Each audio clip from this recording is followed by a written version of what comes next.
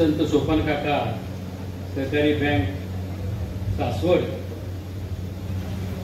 त्यांच्या वतीनं स्वर्गीय नामदार चंदूकाका जगतापजी यांच्या 70व्या जयंतीनिमित्त पुणे विभागातील 5 जिल्हे व 57 तालुक्यातील माध्यमिक विद्यालयात राबवलेल्या संत सोपान काका सुंदर माझी शाळा अभियान स्वच्छ व सुंदर शाळा पारितोषिक वितरण समारंभाचे अध्यक्ष आमचे सभागृहातील ज्येष्ठ मार्गदर्शक, या कार्यक्रमाचे अध्यक्ष संजयजी जगताप, त्या ठिकाणी प्रमुख पाहुणे म्हणून उपस्थित असणारे ज्यांनी आत्ताच आपलं मनोगत व्यक्त केलं ते राज्य उत्पादन शुल्क महाराष्ट्र राज्य आयुक्त माजी आयुक्त कांतीलाल उमापजी, या कार्यक्रमासाठी खऱ्या अर्थानं मार्गदर्शन करणारे डॉक्टर राजेंद्र बापू जगताप, त्याचबरोबर व्यवस्थापन समितीचे अध्यक्ष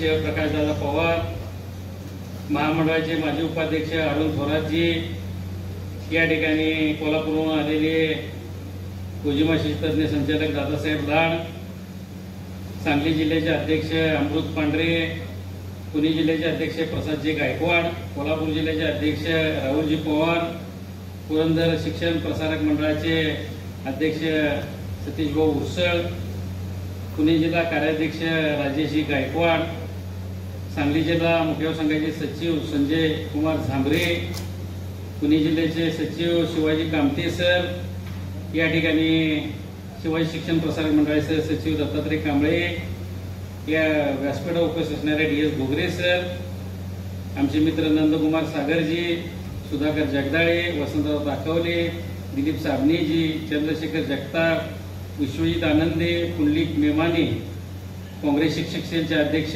रामप्रभू पेटकर, दत्तात्रय रोकडे, सेकंडरी बँकेचे संचालक आणि शिरूर तालुका मुख्य संघाचे अध्यक्ष तुकाराम बेनके सर, सचिव मारुती कदम, विश्वस्त पुणे जिल्हा मुख्याध्यापक संघाचे आदिनाथ थोरातजी, इंदापूरचे अध्यक्ष जगन्नाथ पाटील, ईडीएफचे अध्यक्ष सोमनाथ भंडारे, माझ्यासोबत आलेले संभाजी पाटील, त्याचबरोबर पुणे, कोल्हापूर, सांगली, सातारा, सोलापूर या 5ही जिल्ह्यातून उपस्थित असणारे शाळांचे मुख्याध्यापक, शिक्षक, शिक्षकेतर कर्मचारी, या संस्थेचे सर्व कर्मचारी, त्याचबरोबर पत्रकार, छायाचित्रकार, मला वाटते या पारितोषिक वितरण समारंभाचा हा 3रं वर्ष आहे आणि प्रत्येक वर्षी सागर सर मला वाटते मी पाहुणा म्हणून या कार्यक्रमाला उपस्थित असतोय, कारण कार्यक्रम असला की सागर सरांचा फोन येतो, सर तारीख ठरलेली आहे, नोंद घ्या. त्याबद्दल मी संजयजी जगतापांना धन्यवाद देतो, कारण खर्च सगळा ते करतायत, म्हणजे बँक करते आहे आणि माझं काम 5 जिल्ह्यात पोचवायचं ते करतायत, त्याबद्दल त्यांना धन्यवाद देतो.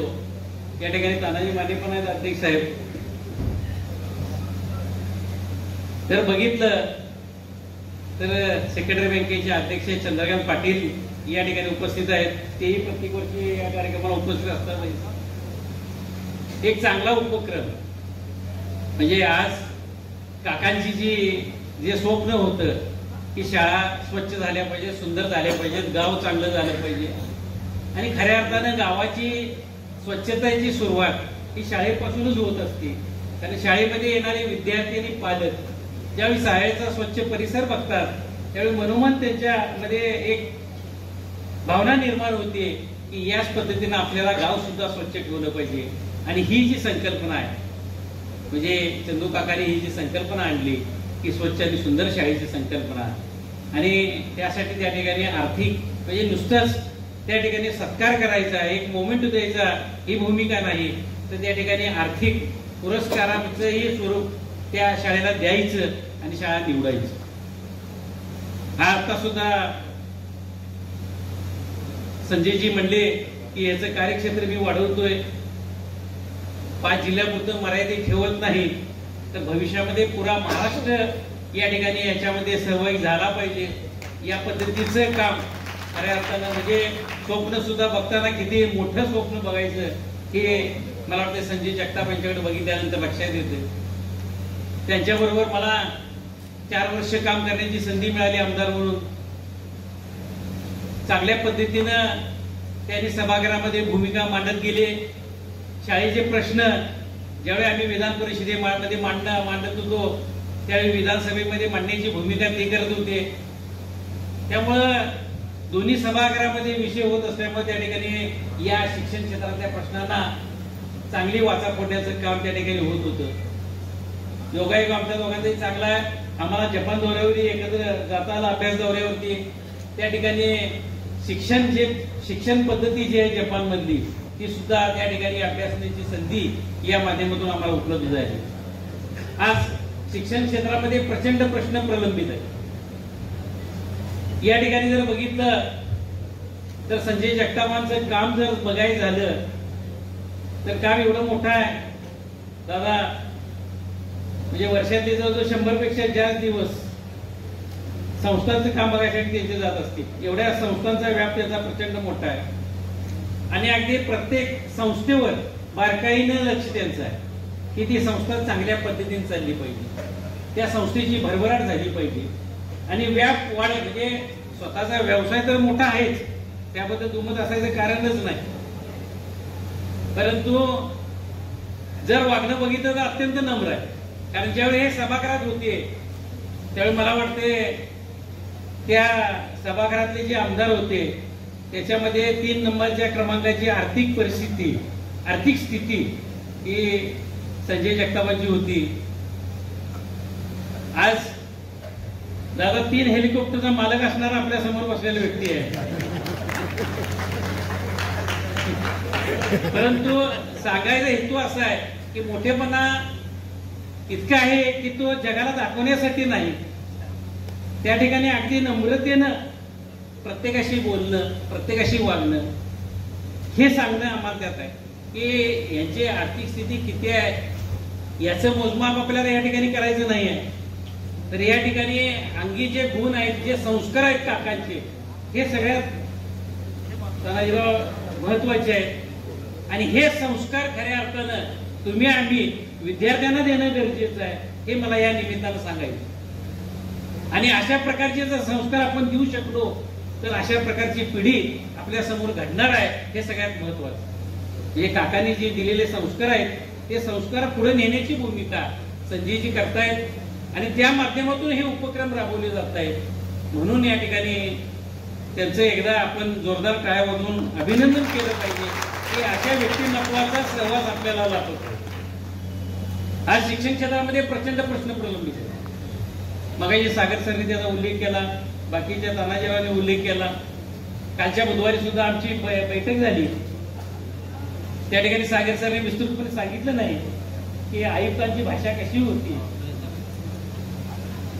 म्हणजे मंत्री महोदयांच्या समोर आमची बैठक होती. एससीआरपीचे उमाप साहेब तुमच्यासारखे क्वचितच अधिकारी की जे सहकार्याची भूमिका ठेवतायत, काम चांगलं व्हावं म्हणून बोलतायत. तुम्ही भाषणात सांगितलं की पशुसंवर्धनचा मी ज्यावेळी सचिव होतो, आयुक्त होतो, त्यावेळी कशा पद्धतीने त्या ठिकाणी उत्पन्न वाढीसाठी प्रयत्न करत होतो.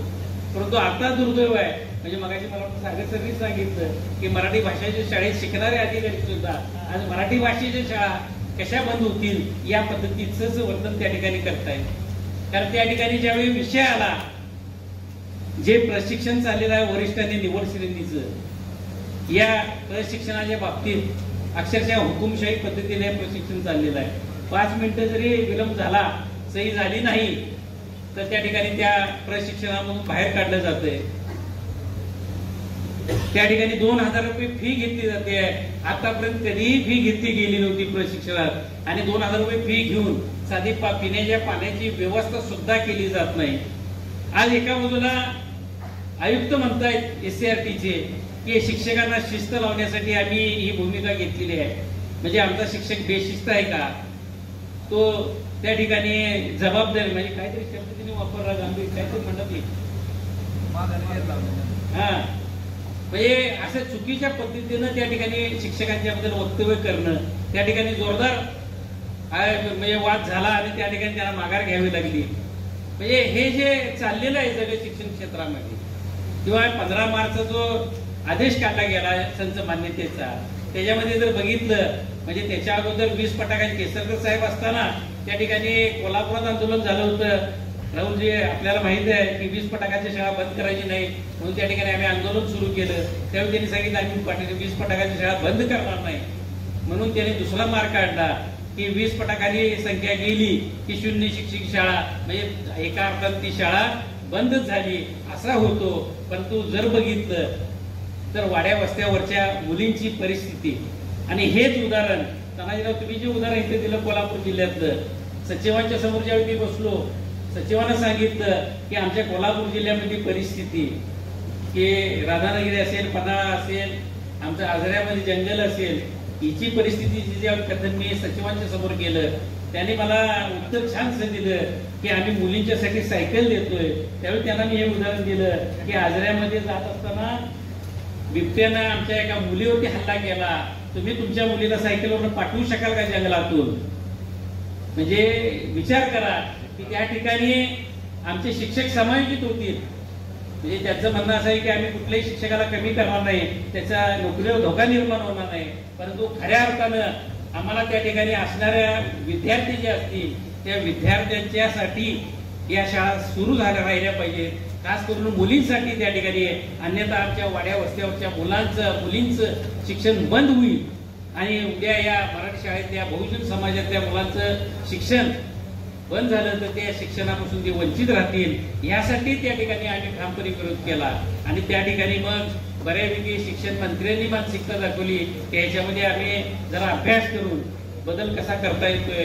आता अभ्यास हे कसा करता येत, कुठल्या पद्धतीने करताय आम्हाला माहित नाही, कारण आमची भूमिका अशी होती की या बाबतीत तुम्ही ज्यावेळी अभ्यास करणार आहात त्यावेळी आमच्यातले जे संघटनेतले तज्ञ लोक आहेत त्यांना कुठेतरी सोबत घ्या आणि वास्तववादी त्या ठिकाणी माहिती म्हणजे प्रत्यक्ष ग्रासरूटला काम करत असणारे जे लोक आहेत ते तुमच्या पुढे कथन करतील की या शाळा चालवत असताना काय त्या ठिकाणी त्रास होतोय, काय करावं लागतंय, हे त्या ठिकाणी मांडणं खऱ्या अर्थानं गरजेचं आहे. आणि त्यासाठी या लोकांना त्या ठिकाणी तुम्ही सहभागी करून घ्यावं ही भूमिका आम्ही मांडली होती. शिक्षण क्षेत्रामध्ये बरेचसे प्रश्न प्रलंबित आहेत. टप्पावाढीचा विषय सगळ्यांच्या समोर घुगरे सर 14 ऑक्टोबर 2024 कॅबिनेट मंत्रिमंडळाचा निर्णय होऊन त्या ठिकाणी टप्पावाढीचा विषय झाला, परंतु आर्थिक तरतूद नसल्यामुळं त्या ठिकाणी अद्यापही तो टप्पा दिलेला नाही. आता आर्थिक तरतूद जी आहे म्हणजे लोकांचे 2-2 महिने झालेला पगार झालेला नाही. मला वाटतं दिवसाला मला 50 फोन येते असतील की सर एप्रिलचा अजून टप्प्यावरच्या लोकांचा 3361 असेल, 511 हेड असेल, म्हणजे हे हेड आम्हाला अक्षरशः पाठ झालेले आहे. का झालेले आहेत तर सारखे रोज 50 फोन आहेत की सर पगार झालेले नाहीत. आणि वास्तव आहे पगार जर झाले नाहीत तर चंद्रकांत पाटील तुमच्या पतसंस्थेचे हप्ते बँकेचे येणार नाहीत. उद्या तुम्ही त्यांच्या मागे लागणार आहे ते आमचे हप्ते द्या, दादा तुम्ही मागे लागणार हप्ते द्या. परंतु ही परिस्थिती त्या ठिकाणी निर्माण झालेली आहे. कारण शासनाचा निधी का उपलब्ध होत नाही हे तुम्हालाही चांगलं माहित आहे की हा निधी शासनानं कुठं वळवलाय, काय वळवलाय. त्यामुळे मला वाटते त्याच्यावरती फारसं बोलण्याचं काही मला कारण नाही. परंतु एक चांगल्या प्रकारचा कार्यक्रम या ठिकाणी या पुरंदर तालुक्यामध्ये सासवडमध्ये होतोय. या ठिकाणी ज्या ज्या शाळांनी हा पुरस्कार मिळवला त्या शाळांचं खऱ्या अर्थानं कौतुक केलं पाहिजे आणि त्याचं गुणांकन चांगल्या पद्धतीने ते करतायत. प्रस्ताव मागून घेतायत, त्या शाळेची पटसंख्या बघितली जाते, त्या ठिकाणी असणाऱ्या सुविधा बघितल्या जातात आणि त्या ठिकाणी म्हणजे या संत सोपान काका म्हणजे संजयजी जगताप यांनी ज्यावेळी ही योजना चालू केली त्यानंतर शासनाला जाग आली आणि शासनाने मग त्या ठिकाणी मुख्यमंत्री माझी शाळा सुंदर शाळाने ती योजना चालू केली. परंतु ती करण्या अगोदर यांनी एक योजना चालू केली. म्हणजे असे दूरदृष्टी असणारे नेते आपल्या महाराष्ट्रामध्ये आहेत आणि यांच्या दूरदृष्टीचा फायदा खऱ्या अर्थानं शासनाने करून घेतला पाहिजे. या परिसरातल्या लोकांचं त्या ठिकाणी जर बघितलं तर म्हणजे सुदैव आहे की असे चंदू काका सारखे असतील, संजयजी जगताप सारखे असतील, असे दूरदृष्टी असणारे लोक या नगरीला भेटले. त्यामुळे खऱ्या अर्थानं नगरीचं कारण यांच्या सगळ्या जे हायस्कूल असतील, ज्युनियर कॉलेज असेल, म्हणजे शिक्षणशास्त्र महाविद्यालय असेल, सीबीएसई स्कूल असेल, म्हणजे सीबीएसई स्कूल तर 1 नंबर काढलेला आहे आणि इतकं नियोजन चांगलं केलेलं की त्याचा सगळा स्टाफ म्हणजे त्या शाळेमध्ये मी जाऊन आलो त्या ठिकाणची सगळी व्यवस्था अगदी डिजिटल शाळा त्या ठिकाणी केली गेलेली आहे आणि त्यासाठी येणारा जो स्टाफ आहे तो पुण्यावरून रोज येतो त्यांच्या येण्याजाण्याची व्यवस्था त्या ठिकाणी केलेली आहे म्हणजे मुलांना त्या ठिकाणी दर्जेदार शिक्षण दिलं पाहिजे ही भूमिका खऱ्या अर्थाने यांनी घेतलेली आहे आणि हेच भांडवल मला वाटते आपल्या या मराठी माध्यमाच्या शाळांना आहे कारण आज मराठी माध्यमाच्या शाळांच्याकडे जर बघितलं तर गुणवत्ता ह्याच्याशिवाय दुसरं कुठलंही भांडवल आपल्याकडे नाही आज मुलं जर आपल्याला विद्यार्थी जर टिकवायचे असतील तर गुणवत्तापूर्ण शिक्षण देणं एवढंच आपल्या हातामध्ये आहे त्यामुळे ते देखील या निमित्तानं आपण तुम्ही आम्ही करूया आणि चांगली गुणवान विद्यार्थी घडूया हेच या निमित्तानं सांगतो पुन्हा एकदा या ठिकाणी ज्या शाळांची निवड झाली त्या शाळांचं अभिनंदन करतो आणि त्यांना भावी कारकीर्द यासाठी शुभेच्छा देतो आणि या ठिकाणी थांबतो जय हिंद जय महाराष्ट्र